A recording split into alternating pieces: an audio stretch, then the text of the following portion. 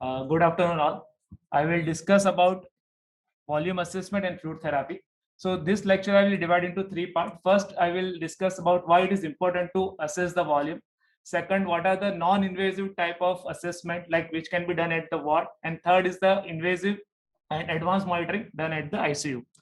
So first, what is why it is important? Because as a clinician, our goal for any patient is to maintain the adequate oxygen delivery to all the tissues of the body. And if you see the equation of the DO2, they say oxygen delivery is equal to cardiac output into oxygen content. And here cardiac output is very important determinant of oxygen delivery. And as we all know, cardiac output is stroke volume into heart rate, and stroke volume depends on preload, afterload, and contractility. And according to that, we have three types of shock: main shocks like hypovolemic shock, vasodilatory shock, or cardiogenic shock. And sometimes there can be combination of shocks together in a one patient. So studies have found that 52% of patients with hypertension in ICU are hypovolemic and they are response to fluid. So here catch is another 48% of patients are not hypovolemic and they don't require fluid. And if we give fluid to those patients, it can harm the patient. So same thing depicted in this graph, that if patient whether hypovolemic or hypervolemic can increase the morbidity and mortality. So we should maintain the normal volemia. So hypovolemia is associated with decreased cardiac output, which decreases the mean arterial pressure. And as we can see that like any renal perfusion pressure in the equation, like or and all the other organs in the body, perfusion pressure is mean arterial pressure minus CVP. So when MAP goes down, that perfusion pressure decreases. So because of hypovolemia, decreased MAP, decreased perfusion pressure, and ultimately inadequate tissue perfusion.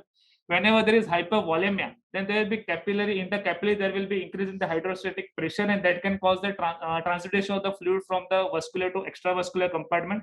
That will cause the tissue edema. So if we see here, CVP will go up with hypovolemia, that also again decreases the perfusion pressure, and any organ blood flow in that CVP goes up with hypovolemia, and tissue resistance increase because of tissue edema, and that will also ultimately decrease the tissue blood flow. And at the lung level, because of pulmonary congestion, there will be hypoxia, and that will be ultimately decreasing the oxygen delivery. So hypovolemia as well as hypervolemia both are detrimental, increase the morbidity. So it is very important to come to the conclusion that whether our patient is dry means hypovolemic, or is wet hypervolemic, or is optimized with the volume. So how we can do that? So at the ward level or anywhere, first thing is the history. So if there is any history of fluid loss like vomiting, diarrhea, or major surgery with large fluid shifts, or trauma, or patient has been given aggressive diuretics, those all patients have excessive fluid loss, and we may expect hypovolemia to those patients. Poor oral intake, patient with any heart disease, kidney disease, or liver disease like heart failure, CKD, or patient with liver cirrhosis, we expect generally hypervolemia to those patients. History of orthopnea, paroxysmal nocturne dyspnea. It generally suggests the patient is with congestive heart failure, and those patients generally don't require fluid and may require diuretics. History of postural hypertension. If patient develop giddiness on standing up or dizziness on standing, that generally suggests patient is hypovolemic. History of recent weight gain or weight loss. So most of the time, CKD patient or the heart failure patient, they daily monitor their weight. And if like 2 to 3 kg weight gain in 3, 4, 5 days, that generally suggests patient is hypervolemic. Then examination. So when we examine the patient, the features of hypovolemia: dry, wrinkled skin, and cold and clammy skin. Then decreased skin turgor. So when you pinch the skin, it should be bounced back to normal. But if it takes time to bounce back to normal, that's called decreased skin turgor. That is hallmark of the hypovolemia. Shrunken eyes is also hypovolemia. Dry tongue and mucous membrane. Decreased capillary refilling. Hypotension with tachycardia and steady pulse. These all are signs of hypovolemia. And signs of hypervolemia: bilateral pitting type of pedal edema, periorbital edema, palpable conjunctival edema, dilated neck veins, ascites with shifting dullness, and crepitations on the lung auscultation because of lung congestion. All these are signs of sorry.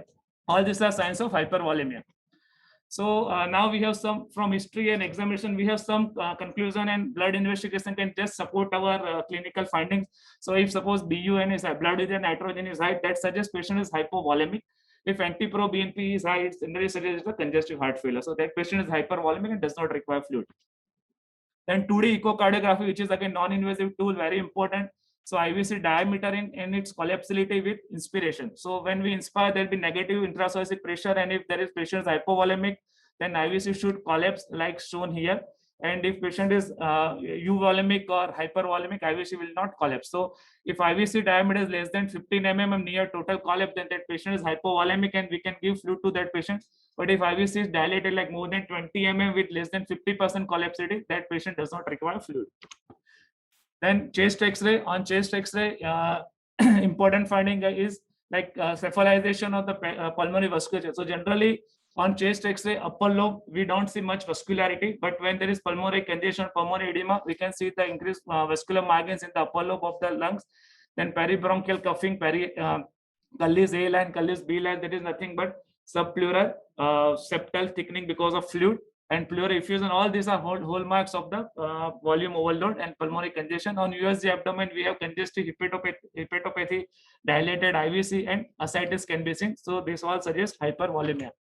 So I have taken one case scenario like patient is 25% of EF and hypertension, decreased urine output. So hypovolemia or hypovolemia both can cause hypertension with decreased urine output. So how to differentiate that?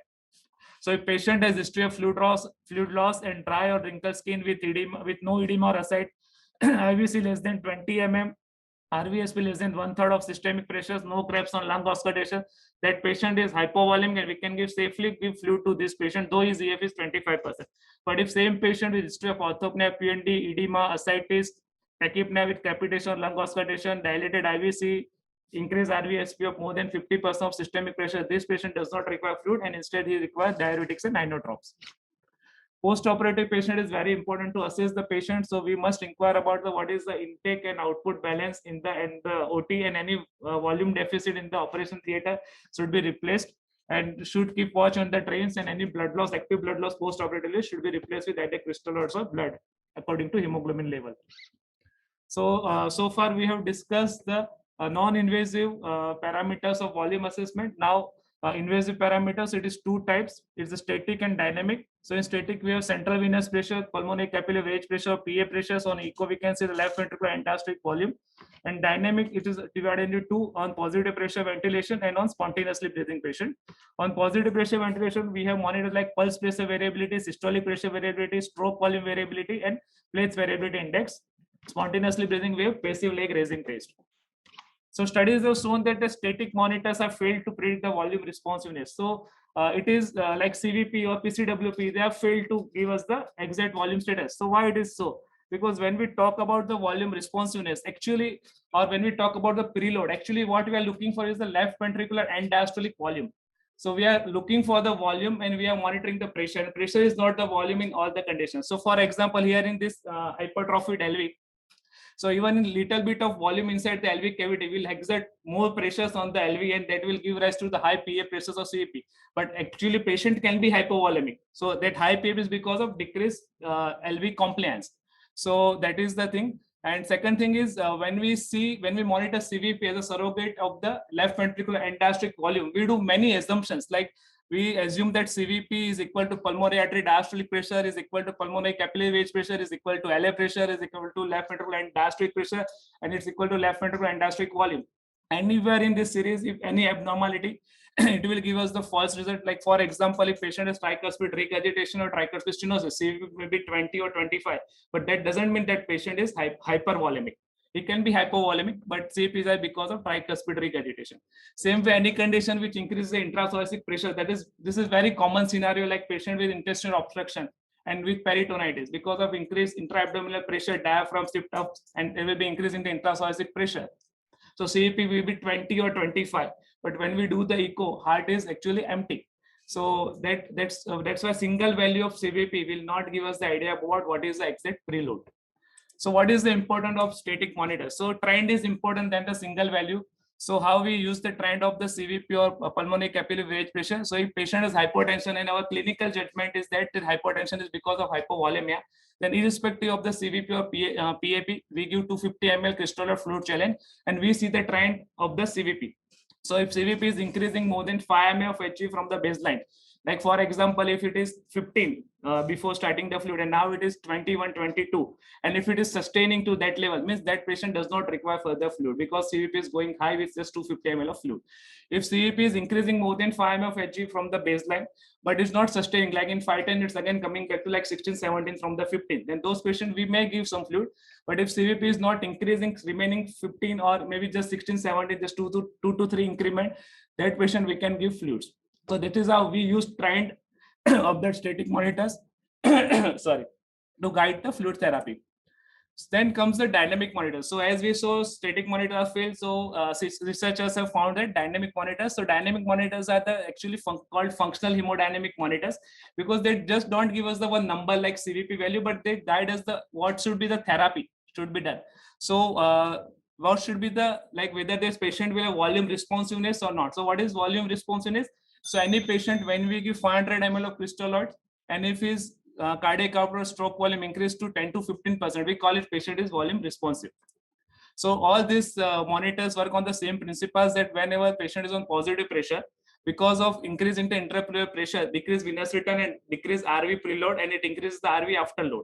And on the LV side, because of squeezing of the pulmonary capillaries, because of alveolar positive pressure, LV preload will increase and LV afterload will decrease, because of positive pressure help the pushing of the blood from intrathoracic large vessels like ascending aorta to peripheral distal aorta. So that's why LV stroke volume increase and RV stroke volume decrease. And because as LV stroke volume increase during inspiration, there will be increase in the blood pressure. And then there is expiration time, there blood goes to the pulmonaries and it stays there. So there will be some blood pulmonary transit time that decrease the LV preload, and there will be decrease in the blood pressure in expiration. This is how we can see the variability. During inspiration pressure is high, and during expiration pressure goes down. So more the hypovolemic the patient, the more the changes of this intrapleural and transpulmonary pressure transmitted to the lung vessels, and that's why there will be more variability. So if this pulse pressure variability or stroke volume variability more than 12 to 13%, that suggests a patient is hypovolemic and predict the volume responsiveness. So if high variation, then they are on the steep portion of the Frank-Starling curve, and we should give the fluid. If there is low variation, they are on the flat portion of the Frank-Starling curve, and we should not give the fluid. Then plate variability index is the same of the what we have seen previously, but it's with the pulse oximeter. It will directly give us the what is the plate variability index, like number. So if it is also more than 13%, patient is volume responsiveness, and we should give the fluid. So for all these dynamic monitors, we need some prerequisite, like patient should be on positive pressure ventilation with tidal volume of more than 8 ml per kg. There should be sinus rhythm, normal lung and chest compliance, and there should not be RV failure. And one dynamic monitor for volume responsiveness without positive pressure ventilation is the passive leg raising test. So here what we do.